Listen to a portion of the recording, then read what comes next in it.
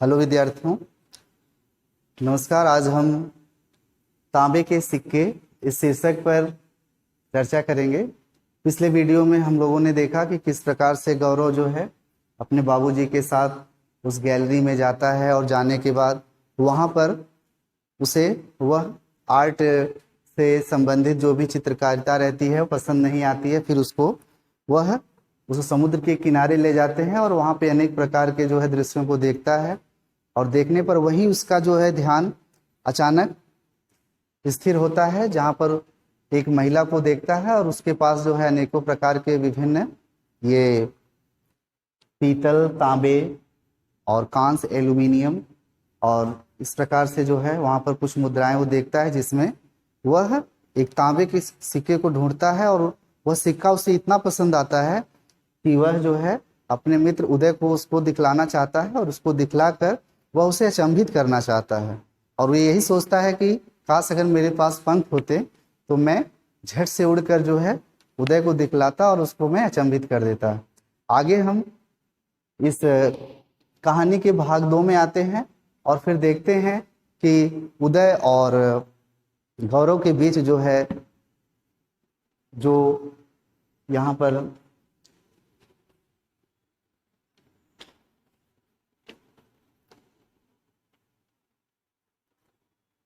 शरारत होती है किस प्रकार से, तो यहाँ देखते हैं कि जैसे ही वह गौरव के घर जा पहुंचता है और गौरव नहीं बल्कि गौरव जो है उदय के घर जा पहुंचता है, तो वह दबे पांव पहुंचता है और उसके पीछे खड़े होकर जो है अचानक जो है झपट्टा मारकर उदय को क्या करता है, उसके हाथ से वह पुस्तक जो है छीन लेता है।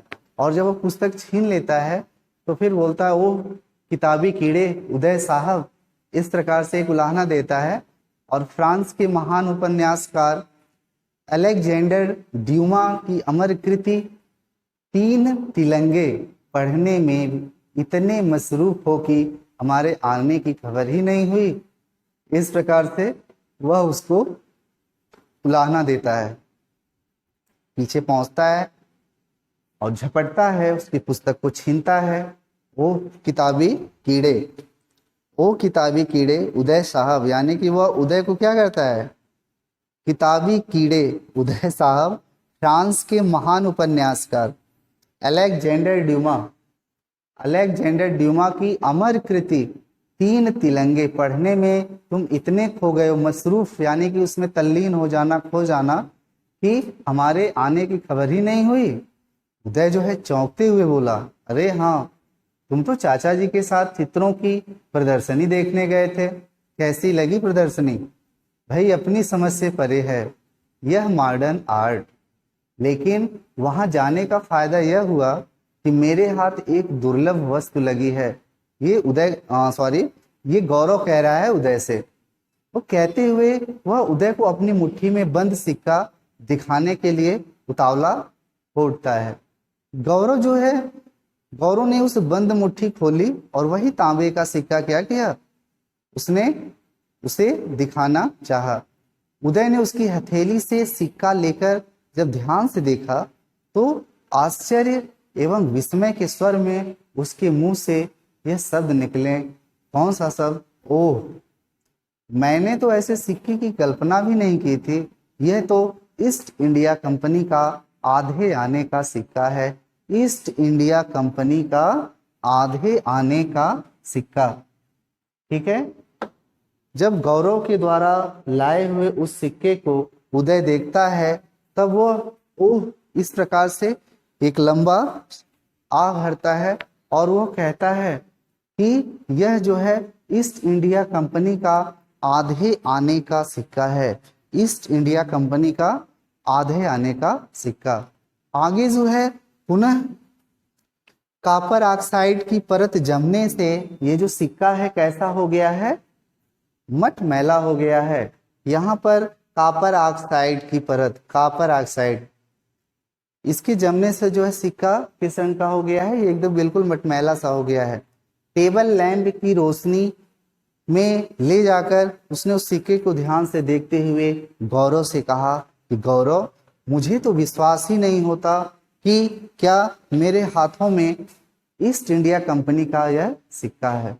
यह देखो कि सिक्के की दूसरी तरफ से दो सिंहाकृति थी, यानी कि सिक्के के दोनों तरफ क्या बना था, सिंहा आकृति का मतलब दोनों तरफ सिंह का जो है, शेर का एक आकृति बना हुआ था, चित्र बना हुआ था।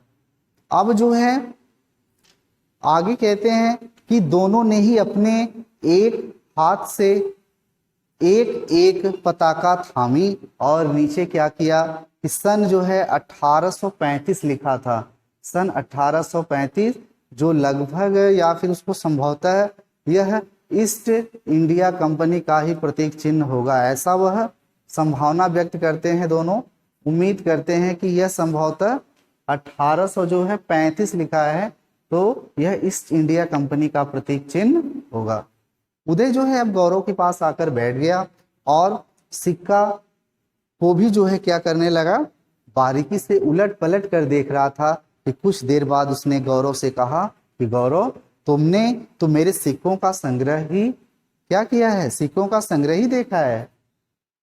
मेरे पास तो ब्रिटिश शासित भारत कितने, ब्रिटिश शासित भारत के कितने 50 से अधिक सिक्के हैं। वो कहता है कि मेरे पास जो है ब्रिटिश शासित भारत के कितने 50 से अधिक सिक्के हैं, जिनमें रानी विक्टोरिया तथा चांदी का रुपया भी है। यहाँ रानी विक्टोरिया का जिक्र आया है, जो उस समय शासनकाल की ये महारानी थी।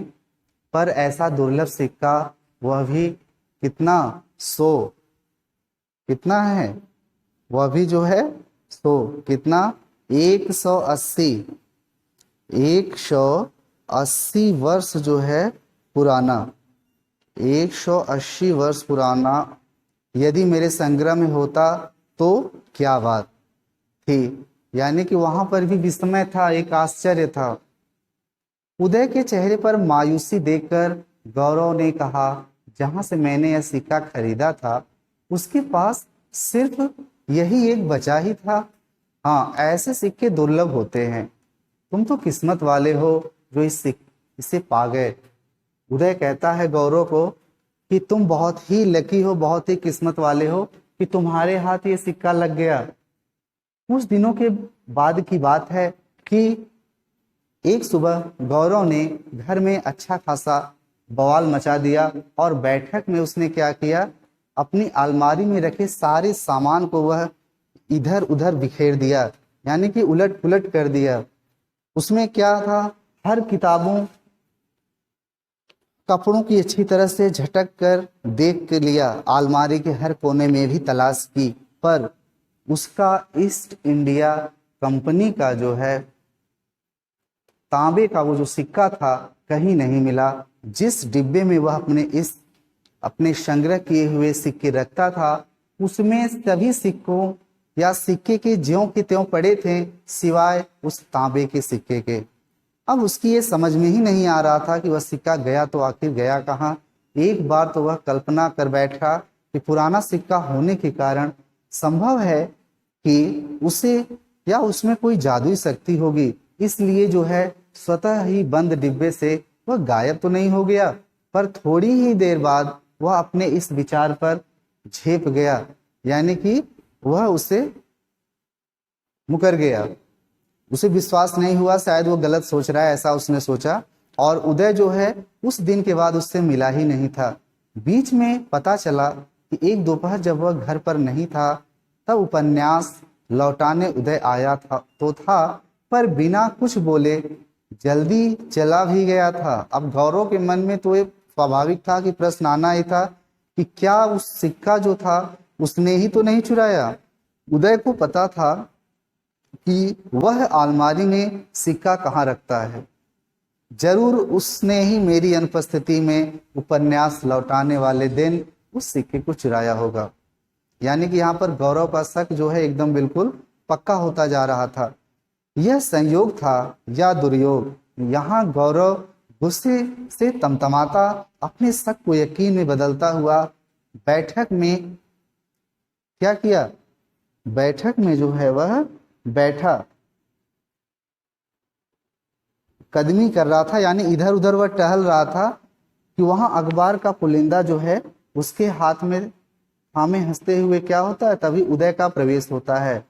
और होता क्या है आगे, इसको हम देखते हैं कि आइए उदय साहब, गौरव गुस्से से एकदम तमतमा रहा था, और तभी जब ये उदय वहां पर उपस्थित होता है तो फिर गौरव कहता है कि आइए उदय साहब, इतना खुश होकर अब क्या चुराने आए हो। यानी गौरव ने जरा सा भी ये नहीं सोचा, बिना प्रूफ किए ही उसने यह वाक्य वहां पर बोला, चुराने। अब वहां पर ये जो उदय है विस्मित हो जाता है, आश्चर्य में पड़ जाता है, मैं समझा नहीं यार, मैं तो तुम्हें एक ऐसी खबर सुनाने आया हूं कि तुम्हारा जो दिल है वह खुशी से झूम उठेगा। तुम्हारे लिए तो यह खुशी की ही बात है कि तुमने बड़ी सफाई से मेरा तांबे का सिक्का चुरा लिया है। उदय यह सुनकर हक्का बक्का रह गया। उदय शांत व गंभीर लड़का था। आज के गौरव के कटु वचनों से उसके जो स्वाभिमान को गहरी ठेस पहुंची थी, उससे सिर्फ यही कहते बना, मैं तुम्हें कैसे बताऊं कि मैंने तुम्हारा कुछ नहीं चुराया। आज तुम आपे से बाहर हो रहे हो, जरा ठंडे दिमाग से कभी इस घटना पर विचार करना, तब तुम्हें पता चलेगा कि वास्तव में दोषी कौन है। अगर तुम्हें ऐसा लगता है तो फिर मैं अब यहाँ नहीं आऊंगा। उदय जो है गौरव से कहता है। भर्राए कंठ से यह कहते हुए उदय जो है वहां से चला गया। संध्या यानी कि शाम का समय था। संध्या समय जब बाबूजी ऑफिस से आए तो इस घटना को सुनने के बाद उन्हें बहुत बुरा लगा। उन्होंने जो है गौरव को समझाया, कहा, गौरव, तुमसे कतई उम्मीद नहीं थी कि तुम उदय के साथ इस तरह का अभद्र व्यवहार करोगे। वह बहुत ही अच्छा लड़का है, उस पर चोरी का आरोप लगाना बहुत ही गलत बात है। तुमने ही सिक्का गलती से यहीं कहीं रख दिया होगा। यह कहकर जो है उन्होंने हाथ में थामे अखबार की वह खबर दिखाई जिसमें उदय की तस्वीर छपी थी और लिखा था कि प्रबोधन क्रीड़ा भवन का प्रतिनिधित्व करने वाले 14 वर्षीय उदय देश पांडे ने प्रतिष्ठित चतुरंग मुंबई शतरंज जूनियर चैंपियनशिप जीती है। इस प्रतियोगिता में 22 प्रतियोगियों ने भाग लिया था, किंतु जो है वहां पर ये उदय जो है विजेता बना था। गौरव ने भी जो है अनुभव किया कि उसने गलती की है कि वह अपने ही कमरे में चला जाता है और उसने कुछ भी अच्छा नहीं उसको लग रहा था। वह सोना चाहता किंतु नींद नहीं आती। उसने चादर को ठीक करते हुए समय सिरहाने के गद्दे को उठाया तो उसे वह तांबे का सिक्का दिखाई पड़ा। अब तो आगे कहना ही क्या था, अब सारी बात दर्पण के समान स्पष्ट हो गई। अब परसों रात को सोते वक्त वह लेंस से सिक्के का बारीकी जो है दिखाई पड़ा, यानी कि सिक्के का बारीकी से उसने क्या किया था, अध्ययन कर रहा था। तो ईस्ट इंडिया कंपनी के प्रतीक चिन्ह के नीचे कुछ अस्पष्ट लिखा था, उसे वह पढ़ना चाह रहा था। नींद से बोझिल होने की वजह से उसने सिक्के को गद्दे के नीचे अपने सिरहाने रख दिया था और वह यह बात भूल गया कि अपराध बोध के कारण वह तकिए में मुंह छिपाकर क्या कर रहा था, रोने लगा, यानी कि वह रो रहा था। गौरव की मां ने उसको खाना खाने के लिए बुलाया, किंतु गौरव जो है सिसक रहा था। तो उन्होंने जब ये देखा तो बिल्कुल उसकी गौरव की माँ जो थी घबरा गई और उन्होंने उससे पूछा तो उसने कहा, रोते रोते उसने सारी बात अपनी माँ को बताई गौरव ने। और फिर बाबूजी को यह बात जब मालूम होती है तो उन्होंने स्थिति को समझते हुए गौरव को डांटा नहीं, बल्कि क्या किया, उन्होंने अपने गलती का प्रायश्चित करने को कहा। गौरव जो है अपने नम आंखों को अभी जो आंखों से गीली थी, उसने कहा कि बाबूजी, मैंने तो बहुत ही बुरा भला उसे कहा, अब वह मुझसे कभी बात ही नहीं करेगा, कभी भी नहीं। गौरव ऐसा अपने मन में सोच रहा था। बाबूजी ने उसे समझाते हुए कहा, तुम्हें अपनी गलती का एहसास इतनी जल्दी हो गया, यही क्या कम है, चलो मेरे साथ। बाबूजी जो है उदय के घर जो है इस गौरव को लेकर जाते हैं और वह तुम्हें जरूर माफ करेगा, ऐसा उसे समझाते हैं गौरव को। वर्षों की दोस्ती किसी कच्चे धागे की तरह तोड़कर तुम दोनों क्या हासिल कर लोगे, यानी तुम दोनों को कुछ हासिल नहीं होगा। बाबूजी के संग जब वो गौरव उदय के घर पहुंचता है तो बाबूजी जो है बैठक में उदय के पिताजी, जिनका नाम गजानन बाबू बताया जाता है, तो गजानन बाबू जो है वो बोले कि हमारा गौरव छोटे से भ्रम के कारण उदय से झगड़ पड़ा, तो जब सच्चाई सामने आई तो अब रोने लगा। उनकी आवाज़ सुनकर उदय भी कमरे से बाहर आ गया। गौरव उदय से आंखें नहीं मिला पा रहा था। उदय स्थिति को समझकर गौरव को अपने कमरे में ले गया और थोड़ी ही देर में आंखों से आंसुओं को पोंछते हुए दोनों जो मित्र हैं वो बाहर आते हैं। उदय व गौरव को माफ कर दिया था, सारी गलतफहमी का आंसुओं से निराकरण हो चुका था और यहाँ पर गौरव को अपनी मित्रता के सामने अब वह दुर्लभ जो सिक्का था उसका कोई मोल ही नहीं था, वह बिल्कुल तुच्छ सा लग रहा था। और घर से चलते समय जो है सिक्का अपने साथ ले आया था। उसने उस शतरंज चैंपियनशिप जीतने पर जो है वह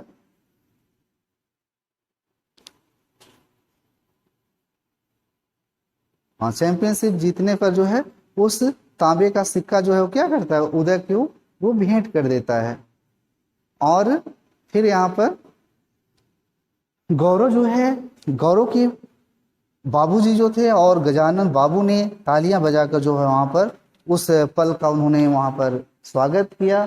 और गौरव के बाबूजी ने कहा यह ध्यान देने वाली बात है कि जिस इस इंडिया कंपनी की सहायता से अंग्रेज ने हमारे भारतवर्ष पर अपने पैर जमाए और सैकड़ों वर्षों तक हमें परतंत्रता की उन जंजीरों में जकड़े हुए निरंकुश शासन करते रहे, आज जब हम उसी ईस्ट इंडिया कंपनी के एक सिक्के ने तुम दोनों की वर्षों की अटूट दोस्ती को एक पल में तोड़ दिया था, तो इसी से इस बात का अनुमान लगाया जा सकता है कि किस तरह मुट्ठी भर अंग्रेजों ने फूट डालो और राज करो की नीति अपनाकर इस हमारे पूरे भारत देश पर अपना वर्चस्व कायम किया था।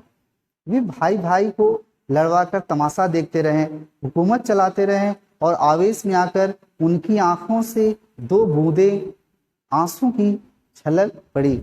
यानी कि गौरव के जो बाबूजी थे वह बिल्कुल दिल को छू लेने वाली बात यहाँ पर उन्होंने कहा कि मुट्ठी भर अंग्रेज जो है यहाँ पर आए और भारत के भाई भाई को आपस में लड़ाया, एक राजा को दूसरे राजा से लड़ाया। इस प्रकार से उन्होंने जो है फुटमत डालने का काम किया। इस तांबे का सिक्के का यहाँ पर इस कहानी में कोई मोल नहीं, क्योंकि जब गौरव को अपनी गलती का एहसास होता है तो फिर गौरव जो है ये महसूस करता है, और गौरव ही नहीं उदय भी। ठीक है, तो यहाँ पर हम देख रहे हैं इस कहानी में कि किस प्रकार से एक तांबे के सिक्के के द्वारा जो है लेखक रविंद्रनाथ टैगोर जी ने एक आपसी सहयोग को, दो मित्रों के आपसी प्रेम को यहाँ पर किस प्रकार से जो है अभिव्यक्त किया है कि चाहे कुछ भी हो जाए हम किसी वस्तु के लिए आपसी प्रेम को नहीं तोड़ सकते हैं।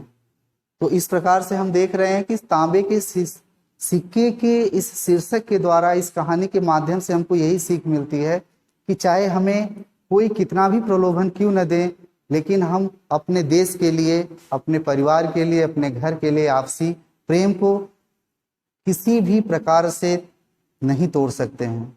तो इस प्रकार से ये कहानी यहाँ पर समाप्त होती है और ऐसा उम्मीद करते हैं कि आपको यह कहानी अवश्य समझ में आई होगी। मिलते हैं अगले वीडियो में। धन्यवाद।